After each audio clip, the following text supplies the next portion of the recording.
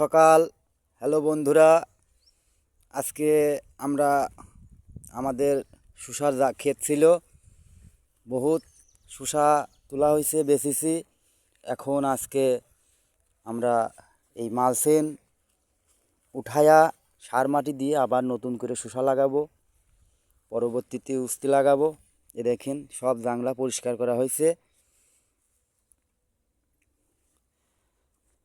জাংলা পরিষ্কার করছি, মালসিং তুলবো, তুলে এখন এই মালসিংয়ে সার মাটি দিয়ে আবার মনে করেন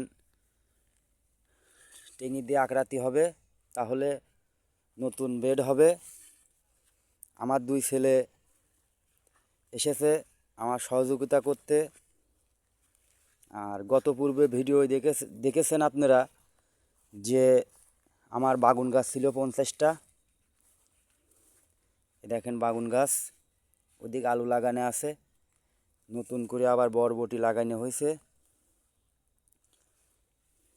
এ দেখেন বরবটি।